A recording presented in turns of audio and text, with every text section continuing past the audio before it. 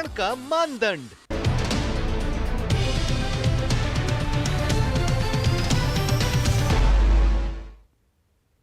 नमस्कार, खबर दोपहर देख रहे हैं आप। आपके साथ मैं हूं शिप्रा झा। बुलेटिन की शुरुआत करेंगे बड़ी खबर के साथ और बड़ी खबर अरवल से है, जहां पीएनबी की बेलखारा शाखा में लूट हुई है।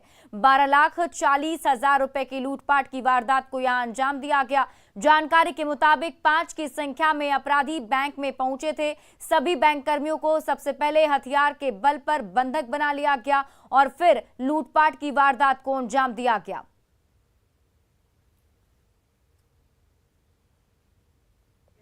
मार के टेढ़ा कर दिया गया है। उसके बाद उन्होंने कैशियर को भी कब्जे में लिया और गोल्ड खुलवाकर सारा पैसा निकाल लिया और उसके बाद सारे जो भी कस्टमर थे उसको भी उन्होंने कब्जे में ले लिया और कब्जे में लेकर बोला कि जो आदमी अगर भीड़ डोल करेगा उसको गोली मार देंगे। कुछ स्टाफ का उन्होंने मोबाइल नंबर भी ले लिया है और एक आध कस्टमर का भी शायद मोबाइल नंबर ले लिया है और वो लोग धमकाते हुए बंदूक लहराते हुए वो बाहर निकल। शराब के लिए सेफ जोन बन चुके गोपालगंज जिले में उत्पाद विभाग की टीम लगातार अभियान चला रही है। गुप्त सूचना के आधार पर कार्रवाई करते हुए उत्पाद विभाग की टीम ने 2000 लीटर अर्धनिर्मित शराब को जब्त कर उसे नष्ट कर दिया। 7 घंटे तक चले अभियान में टीम ने एक अवैध भट्टी को भी ध्वस्त कर दिया। हालांकि कार्रवाई की भनक लगते ही शराब माफिया मौके से फरार हो गए। पुलिस और उत्पाद विभाग की टीम ने बैकुंठपुर थाना के प्यारेपुर, फैजुल्लाहपुर और बंगरा घाट के इलाके में छापेमारी की। पुलिस मौके से फरार तस्करों के पहचान में जुटी हुई है। दियारा क्षेत्र में बैकुंठपुर थाना के अंतर्गत जो दियारा क्षेत्र है उसमें उत्पाद टीम और बैकुंठपुर थाना की टीम ने संयुक्त रूप से छापामारी की है। तो उसमें जो है लगभग 2000 लीटर जो है किन्वित गुड़ का पास जिससे शराब चुलाई शराब बनाया जाता है उसको भी नष्ट किया गया है। 35 लीटर बना हुआ शराब जो था देसी चुलाई शराब उसकी भी विनष्टीकरण की गई और भट्टी भी एक ध्वस्त हुआ है। और मौसम से जुड़ी बड़ी जानकारी आपको दे दें, मौसम विभाग का अलर्ट हुआ है। आंधी, तूफान, ठनका की चेतावनी मौसम विभाग की तरफ से दिया गया है। ठनके के साथ ही बारिश की चेतावनी दी गई है। सारण, पटना, बक्सर, अरवल, जहानाबाद, गया, नालंदा, नवादा, शेखपुरा और जमुई जिले के लिए अलर्ट जारी किया गया है। शाम 4 बजे तक के लिए अलर्ट जारी किया गया है, जिसमें मौसम विभाग की तरफ से चेतावनी दी गई है। तेज आंधी, वज्रपात और ठनका भी गिर सकता है। बारिश काफी ज्यादा हो सकती है। ऐसे में लोगों से अपील की गई है कि अगर ज्यादा जरूरत ना हो तो घर से बाहर ना निकलें। रजनीश हमारे सहयोगी अधिक जानकारी के साथ जुड़े हुए। रजनीश, मौसम विभाग की तरफ से जो अलर्ट जारी किया गया है, कितने देर तक के लिए अलर्ट है? बिल्कुल, देखिए शाम 4 बजे तक जो है सारण, पटना, बक्सर, अरवल, जहानाबाद, गया, नालंदा, नवादा, शेखपुरा, जमुई और मुजफ्फरपुर ये जिले शामिल हैं, जहां पर आंधी, तूफान, गरज और आकाशीय बिजली गिरने के साथ बारिश की संभावना जताई गई है। साथ ही लोगों से सतर्क रहने की और सावधान रहने की अपील की गई है और पक्के मकानों में शरण लेने की भी अपील की गई है। निश्चित रूप से पिछले 72 घंटे से मौसम में उतार चढ़ाव देखने को मिल रहा है। मानसून जैसे जैसे सक्रिय हो रहा है वैसे वैसे फोरकास्ट आ रहा है और पटना के साथ साथ जो तमाम जो जिले हैं वहां पर फिलहाल अभी जो अलर्ट है वो देखने को मिल रहा है। लेकिन जो मानसून है फिलहाल जो अलर्ट किया गया उसको लेकर बता दें आपको, आपदा कंट्रोल रूम भी जो है वो भी पल पल जानकारी दे रहा है, साथ ही लोगों से सावधानी बरतने की अपील कर रहा है। लेकिन मुजफ्फरपुर, समस्तीपुर, दरभंगा इन जिलों में ज्यादा बारिश हो रही है। फिलहाल पटना में लोग इंतजार कर रहे हैं क्योंकि मानसून की सक्रियता पटना में कम देखने को मिल रही है। जी चलिए, बहुत बहुत शुक्रिया तमाम जानकारी के लिए रजनीश। कटिहार में बाढ़ के खतरे से निपटने के लिए महानंदा बाढ़ नियंत्रण कक्ष पूरी तरह सजग है। यहां 24 घंटे 3 शिफ्ट में लोग मौजूद रहते हैं। ये कंट्रोल रूम अक्टूबर के अंत तक ऐसे ही काम करता रहेगा। कंट्रोल रूम से ज्यादा जानकारी दे रहे हैं न्यूज 18 संवाददाता सुब्रत गुहा। बाढ़ के दस्तक के साथ ही कटिहार के कई इलाका जलमग्न होने लगा है। इस बीच हम एक तस्वीर आपको दिखा रहे हैं। ये महानंदा बाढ़ नियंत्रण कक्ष का कार्यालय है। बाढ़ के दौरान ये कार्यालय 24 घंटा काम करता है। कैसे काम होता है इसको जरा आपको समझाने की कोशिश करते हैं। देखिए, यहाँ एक टेलीफोन लगा हुआ है और इसके सहारे 24 घंटा कर्मी तैनात रहते हैं। दिन में कई बार वो गेज लिया जाता है। कोई भी एडवर्स सिचुएशन में बड़ी अधिकारी को इसकी जानकारी दिया जाता है। इसके बाद हम आगे की तरफ बढ़ते हैं और दिखाते हैं ये महानंदा बेतार कक्ष है। जो भी सूचना आते हैं यहाँ अधिकारी जो कर्मी है या अधिकारी 24 घंटा तैनात रहते हैं और इसके माध्यम से जगह जगह सूचनाएं पहुंचा दी जाती है और लगातार इस पर मॉनिटरिंग किया जाता है। और सबसे बड़ी बात है, इसको मॉनिटरिंग के लिए एक अधिकारी हमेशा तैनात होते हैं और असिस्टेंट इंजीनियर दर्जे के लोग रहते हैं, वो इसको मॉनिटरिंग करते हैं। तो हम कोशिश करते हैं उनसे बात करने के। ये सहायक अभियंता के कक्ष है और इनके प्रभार में वो रहते हैं। कैसे कार्य करता है और क्या नंबर है इस कार्यालय के, लोग कैसे सूचनाएं दे सकते हैं, आइए बात करें। सर, क्या नंबर है इस कार्यालय के, बाढ़ नियंत्रण क्या नंबर है? बाढ़ नियंत्रण फ्लड सेल में आप 06452239791 पर आप कॉल करके कभी भी अपनी सूचना दर्ज करा सकते हैं। यहाँ पे कितना घंटा काम, कैसे काम होता है इस कार्यालय के थ्रू से? क्या ये 24 घंटे कार्यालय कार्यरत है। 1 जून से ये 30 अक्टूबर तक 24 घंटे कार्यरत है। आप कभी भी कॉल कर सकते हैं, कोई भी सूचना दे सकते हैं। कितने लोग तैनात रहते हैं? हर पाली में 3 लोग तैनात रहते हैं। इसके अलावा एक बेतार चालक अलग से तैनात रहते हैं। तो टोटल 4 लोग हर पाली में आपको मिलेंगे। एडवांस सिचुएशन में क्या करते हैं आप लोग, कहाँ कहाँ सूचना जाती है इस कार्यालय से?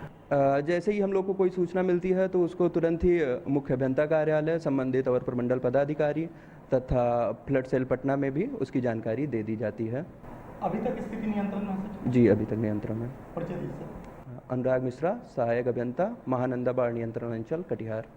तो निश्चित तौर पर ये कार्यालय अपने आप में बाढ़ के दौरान बेहद महत्वपूर्ण कार्यालय है और इस नियंत्रण कक्ष के माध्यम से बाढ़ के दौरान जो तमाम गतिविधि है, जो पानी का गेज है, उस पर नज़र रखा जाता है और जो भी एडवर्स सिचुएशन की स्थिति में उसकी जानकारी जो वरीय पदाधिकारी है संबंधित विभाग के, उन तक पहुँचाया जाता है। सुब्रत, न्यूज़ 18, कटिहार। बक्सर में अद्रा नक्षत्र शुरू होते ही श्रद्धालुओं की भारी भीड़ गंगा के तट पर पहुंची। गंगा तट पर पहुंचे श्रद्धालुओं ने इस दौरान अपने परिवार के बच्चों का मुंडन कराया और नदी में स्नान कर पूजा अर्चना की।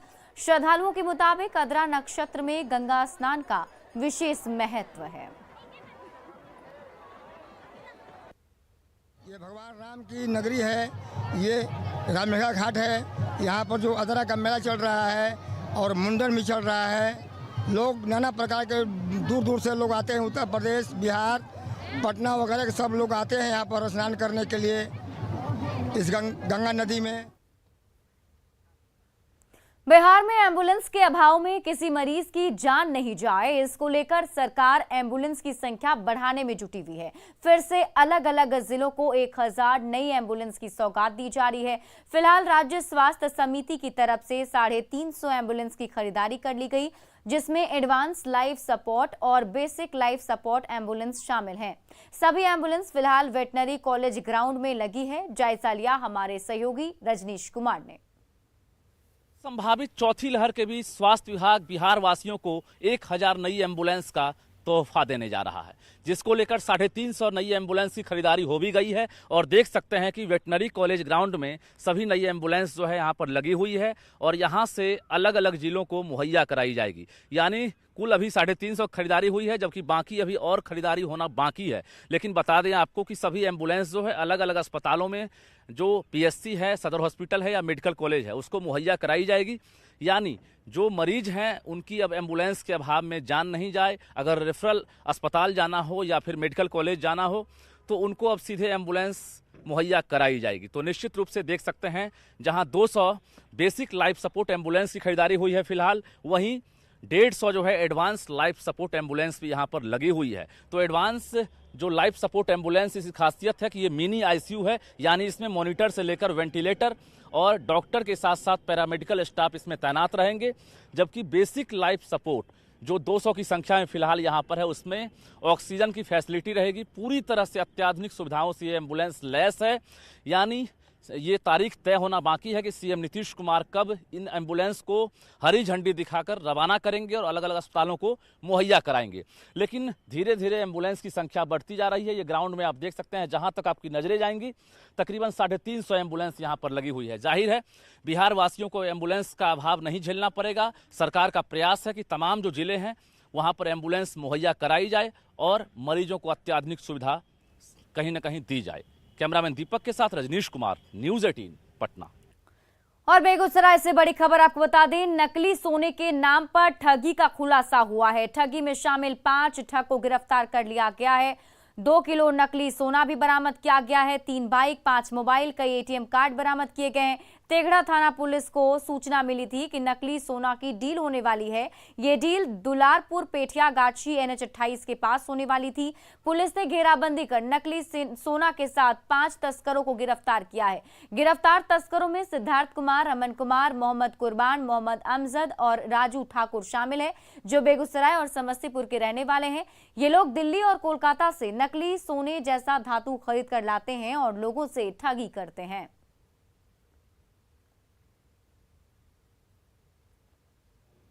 पेठिया गाछी जो जगह बताया गया था उस हिसाब से हमने वहाँ छापामारी किया। 3 मोटरसाइकिल पर वहाँ पर 5-6 आदमी थे, जिसमें एक आदमी भाग गया। पता चला कि वो मानसी का था।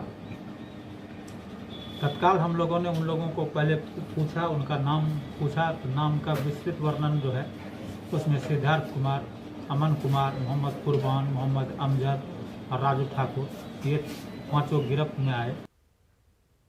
शिक्षा मंत्री विजय चौधरी ने कहा है कि यूनिवर्सिटी में सेशन की देरी पर सरकार गंभीर है। उन्होंने कहा कि इसके लिए राज्यपाल को चिट्ठी भी लिख दी गई है और यूनिवर्सिटी प्रबंधन से बात भी की जा रही है। कि सरकार और शिक्षा विभाग हमेशा सजग है और हम लोग लगातार प्रयास कर रहे हैं कि हमारे विश्वविद्यालय के सत्र नियमित हो जाएं। और हम तो जानते हैं कि हमने प्राथमिकता ही यही रखी है कि हमारे कक्षाएं और परीक्षाएं ये दोनों नियमित चले, समय चले, समय पर पूरी हो। नहीं तो इसका सबसे खामियाजा हमारे छात्रों को भुगतना पड़ता है, जो सरकार को किसी भी रूप में स्वीकार्य नहीं है। इस विश्वविद्यालयों को भी निर्देश दिया है कि आप अपने सत्र नियमित करें, परीक्षाएं नियमित लें। इसलिए इसमें सब चीजें स्पष्ट हैं। एनडीए राष्ट्रपति पद की उम्मीदवार द्रौपदी मुर्मू ने देश के सर्वोच्च पद के लिए अपना नामांकन दाखिल कर दिया। इस दौरान एनडीए ने अपनी ताकत भी दिखाई। नॉमिनेशन के दौरान पीएम मोदी, केंद्रीय कैबिनेट मंत्रियों के साथ ही बीजेपी और एनडीए शासित राज्यों के मुख्यमंत्री और उनके प्रतिनिधि शामिल रहे। राष्ट्रपति पद के लिए मतदान 18 जुलाई को होगा। वर्तमान राष्ट्रपति रामनाथ कोविंद का कार्यकाल 24 जुलाई को समाप्त हो रहा है।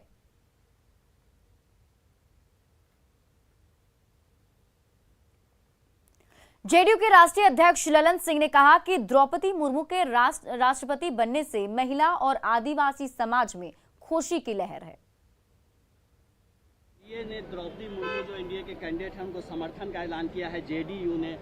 क्या आपको लगता है कितने जीत को लेकर आश्वस्त हैं आप लोग? जीत का गणित कहाँ, गणित बताता है ना, जीत और हार तो गणित पर तय होता है ना। और गणित बता रहा है कि 54-55% वोट हम लोगों के पास है, तो गणित के बाद फिर कहाँ बचता है कि कोई जीत और हार की कोई बात हो। तो क्या जेडीयू स्ट्रांगली खड़ी है कैंडिडेट के साथ, एनडीए कैंडिडेट? तो स्ट्रांगली कहीं कमजोरी के साथ खड़ा हो जाता है क्या? खड़ा तो जब भी होते हैं तो मजबूती के साथ खड़े हैं। और एनडीए के साथ उम्मीदवार को अगर हम लोगों ने समर्थन दिया तो पूरी मजबूती के साथ हम लोगों ने समर्थन दिया। महाराष्ट्र मामले में नेता प्रतिपक्ष तेजस्वी यादव ने कहा कि बीजेपी पूरे देश को हाईजैक करना चाहती है। उन्होंने कहा कि जहां जहां उनकी सरकार नहीं है वहां की सरकार को वो अस्थिर करने की साजिश करती है। सब लोग को पता ही है, जहां भी एंटी बीजेपी गवर्नमेंट होती है उसको चैन से नहीं रहने देना चाहती है बीजेपी के लोग। हर तरीके से, हर ताकत से जो है चाहती है कि जो स्टेबल गवर्नमेंट है उसको स्टेबल ना किया जाए, उसको तोड़ो मोड़ो। किसी भी प्रकार से जो हाईजैक करने का एक मंशा है पूरे देश भर को जो है हाईजैक करके रखना है। अगर सरकार चलेगी तो बीजेपी की चलेगी, वरना नहीं चलेगी। ये तो तानाशाही है। बिहार विधानसभा के मॉनसून सत्र को लेकर बीजेपी विधानमंडल दल की बैठक हुई, प्रदेश कार्यालय में आयोजित की गई थी, जिसमें पार्टी के विधायक और विधान पार्षद शामिल हुए। बैठक में मॉनसून सत्र के दौरान बीजेपी सदस्यों की भूमिका पर चर्चा हुई। प्रदेश अध्यक्ष संजय जायसवाल ने विधानसभा में अगले 5 दिनों में होने वाले विधायी कार्यों पर चर्चा की। सदन के अंदर बीजेपी के विधायक और विधान पार्षदों को अपना पक्ष मजबूती से रखने की सलाह दी। विधानसभा का सत्र शुरू हो रहा है और इसलिए हर विधानसभा सत्र के साथ ही विधानमंडल दल की बैठक होती है और इस कारण से आज विधानमंडल दल की बैठक है। अगले 5 दिनों में जो भी कार्य होने हैं, विधायी कार्य 30 तारीख तक, उन सबों के बारे में चर्चा होगी और सरकार में भारतीय जनता पार्टी के सभी विधायक और विधान पार्षद अपना पक्ष मजबूती से रखेंगे। मुंगेर में कोरोना मरीजों की संख्या अचानक बढ़ गई है। जेल में बंद एक कैदी को कोरोना पॉजिटिव पाया गया और वहीं धरहरा के औदब गिचिया में 8 साल का लड़का भी पॉजिटिव निकला है। इससे स्वास्थ्य विभाग अलर्ट हो गया है। इधर कैदी के पॉजिटिव पाए जाने के बाद जेल प्रशासन ने वार्ड के करीब 50 कैदियों को क्वारंटीन कर दिया है। चोरी के इल्जाम में किसी को पकड़ा गया है और तारापुर में उसकी जांच कराई गई थी तो एंटीजन में निगेटिव पाया गया। तो फिर बाद में उसका RT-PCR भी हुआ, जो इसका रिपोर्ट कल आया तो एंटीजन में निगेटिव था, लेकिन RT-PCR में पॉजिटिव था। उसके घर के सभी लोग का सैंपल लेके उसके हम लोग जांच करवा रहे हैं। भागलपुर से बड़ी खबर आपको बता रहे हैं, 30 किलो चांदी की लूट हुई है। स्वर्ण व्यापारी से लूटपाट की वारदात को अंजाम दिया गया है। तिलका मांझी के पटल बाबू रोड की घटना है, जहां लूटपाट की वारदात को अंजाम दिया गया। 30 किलो सोना व्यवसायी से लूट लिया गया है। बताया जा रहा है कि तिलका मांझी के पटल बाबू रोड पर इस घटना को अंजाम दिया गया। फिलहाल पुलिस को मामले की जानकारी मिल चुकी है और पुलिस मामले की जांच भी शुरू कर चुकी है। तो इस वक्त की बड़ी खबर आपको भागलपुर से बता रहे हैं, जहां स्वर्ण व्यापारी से लूटपाट की गई है। 30 किलो चांदी अपराधियों ने स्वर्ण व्यापारी से लूट लिए हैं। पटल बाबू रोड की घटना बताई जा रही है। हमारे सहयोगी आशीष रंजन अधिक जानकारी के साथ जुड़े हुए हैं। आशीष, क्या कुछ अपडेट? जी, ये कलकत्ता से रतन वर्मा जो है स्वर्ण व्यवसायी, ये सुबह कलकत्ता से चांदी और चांदी के जो ऑर्नामेंट्स हैं वो लेकर जो है भागलपुर बस के द्वारा पहुंचे थे और यहाँ उनका जो बेटा है पवन कुमार वर्मा वो उन्हें लेने आया था और जो चांदी भरा बैग था वो लेकर स्कूटी से अपने घर जा रहा था। इसी बीच जो है 2 अपराधी जो है उनका पीछा कर रहे थे और आगे जाकर जो है थोड़ी दूर पर जो है ओवरटेक करके हथियार के बल पर वो चांदी से भरा बैग लूट लिया है और वहां से जो है वो फरार हो गए। जिसकी सूचना के बाद जो है ASP मौके पर पहुंचकर जो है छानबीन में जुट गए हैं और उन्होंने दावा किया है कि पूरी घटना की जांच की जा रही है और CCTV को भी खंगाला जा रहा है कि कहीं उसमें किसी CCTV में जो है अपराधी की कोई तस्वीर आई होगी तो उसको पहचान कर छापेमारी करने। चलिए, आप इस पूरी खबर पर नजर बनाए रखिए। बहुत बहुत शुक्रिया तमाम जानकारी के लिए आशीष। पूर्णिया से बड़ी खबर आपको बता रहे हैं, यहां अवैध अतिक्रमण पर बुलडोजर चला है। दीवानगंज में प्रशासन ने बुलडोजर चलाया है। 4 लेन की जमीन पर ये घर बना दिए गए थे। 3 बार लोगों को नोटिस पहले से भेज दिया गया था, लेकिन नोटिस के देने के बाद भी लोग वहां से हट नहीं रहे थे, जिस वजह से आज प्रशासन ने बुलडोजर चलाया। अंचल पदाधिकारी पूर्णिया पूर्व के नेतृत्व में प्रशासन ने अवैध घर को तोड़ दिया है। दरअसल NH 131A के निर्माण के लिए जमीन ली गई थी। पूर्णिया से नरेंद्रपुर के बीच सैकड़ों लोगों का जमीन अधिग्रहण कर लिया था, जिसके बाद प्रशासन ने लोगों का घर तोड़कर जमीन NHI को सौंप दिया है।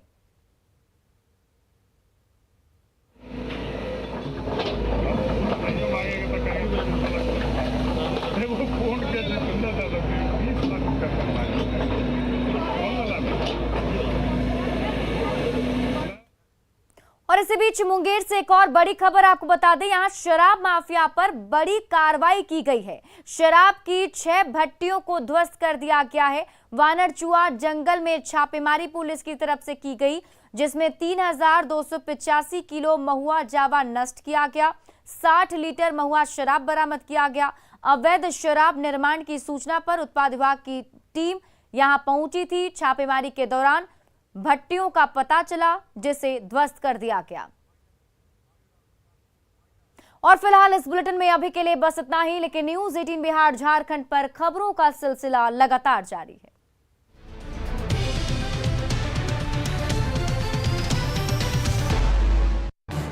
इस न्यूज